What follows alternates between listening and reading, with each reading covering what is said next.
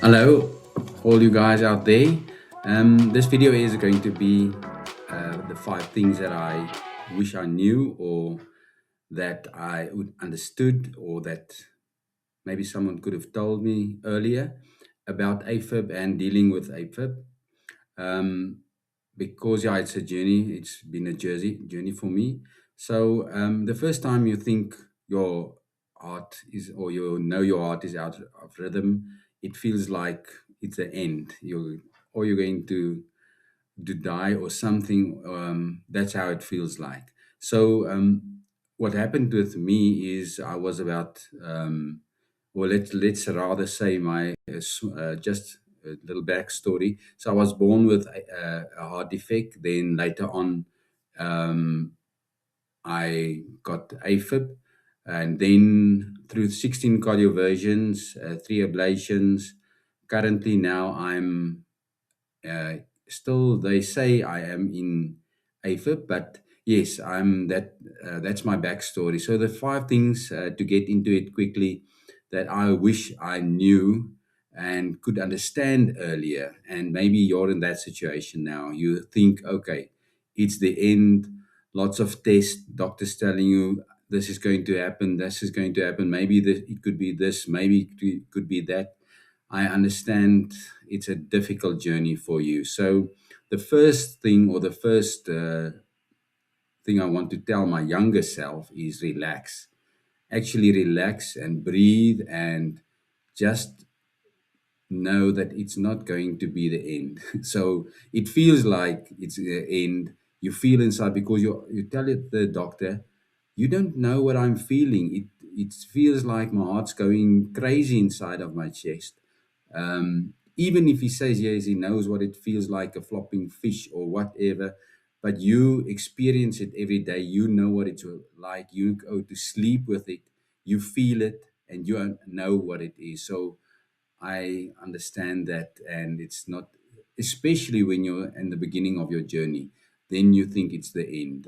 But my first one will be just relax, breathe, sort of just know that it's you must ask lots of questions. You're going to learn about your condition, what's going to happen, how it's going to work. Maybe it can get better with cardioversions, with medicines, with ablations. There's lots of things that can still happen or cure, let's say, um, treatments that you can go through. So the second one is, for me, it was to talk to someone.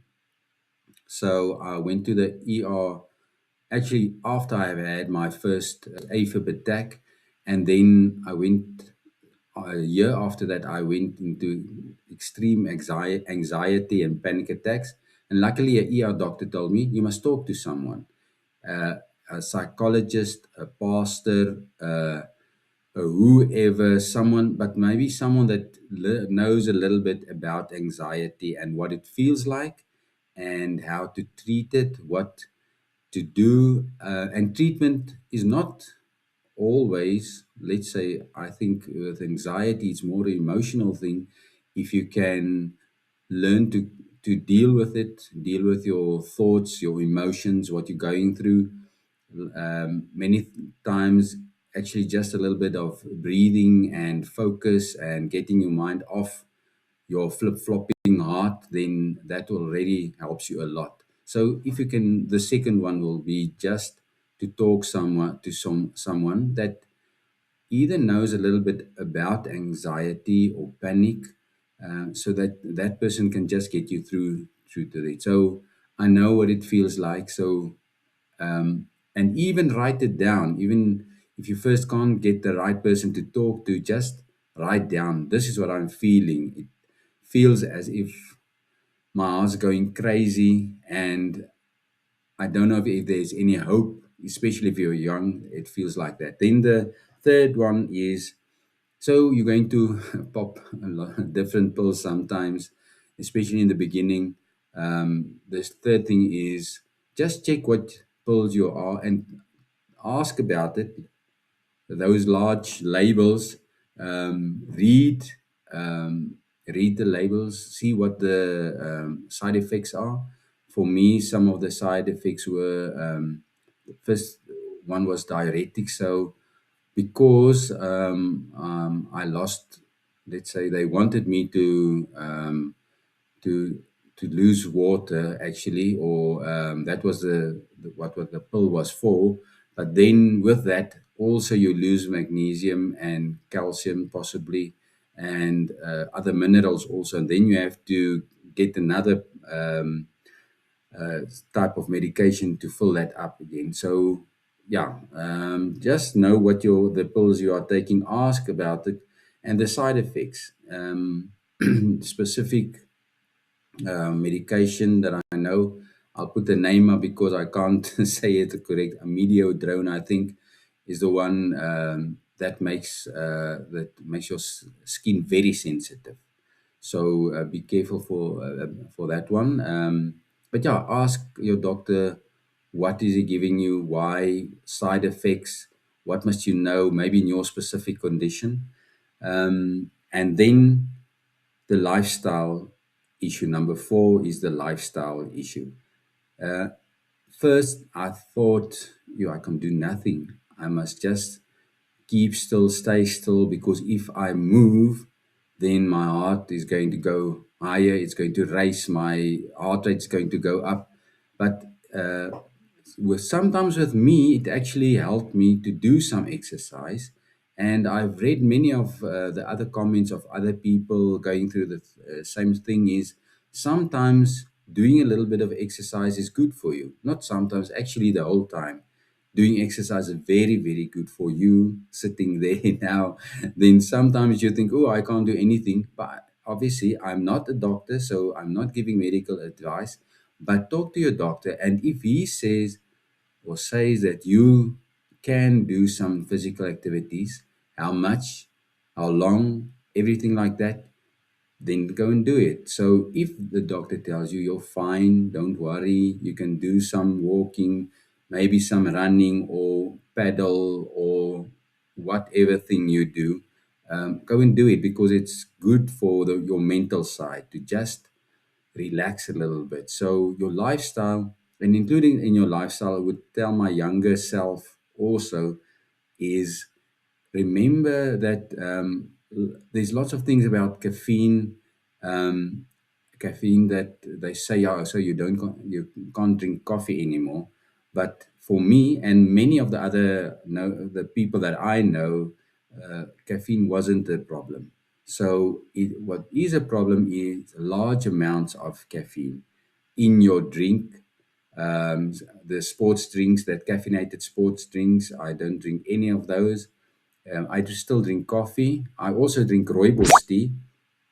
That is something special that we have in South Africa. That doesn't. It's a tea that doesn't have any caffeine in. So yeah, it's something to think about. Then other types of foods. Ask your doctor. Read about if there's specific something in your life that you like that is a possible trigger for you. So think about that. Then my number five, and I've got a bonus one also actually.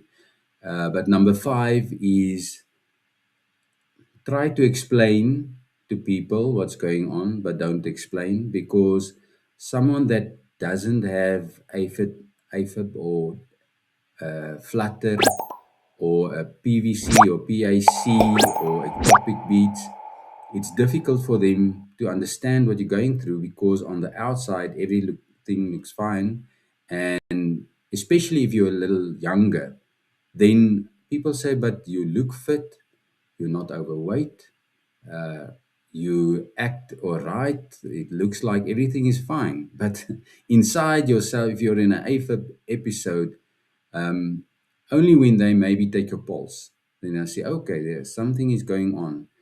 What happened with me sometimes is when I lay on my back, I could see my chest going up and down. So because I've got an enlarged right atrium. So just if you want to explain to somebody, but also remember maybe they won't understand fully. So the people around you, have some compassion or mercy with them, that they don't fully understand what's going on inside your heart. And then the last one is the becoming an expert. The bonus on number 6 is becoming an expert on your own condition, or on yourself, actually. Because remember, you're going to the doctor, you're explaining him, they looking at the charts, they're seeing your echo says this, your ECG says this. They can see what your heart rate is, your pulse rate, but maybe they don't know about this. Maybe you've had a stressful time in your work or in your private life. Maybe there's certain triggers that you don't even know yet that that can trigger AFib. Maybe it's a food thing, or your vagus nerve, something that I can do something about.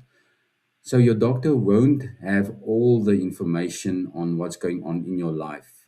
And I'm not saying that you must be the doctor, but when you go to the doctor, or when you think or read about your own condition, that you can know, okay, I maybe I did drink too much coffee, that I just said coffee is not one. But if you drink lots of coffee and you are dehydrated, there is a possibility that it can be a trigger. So just look at that.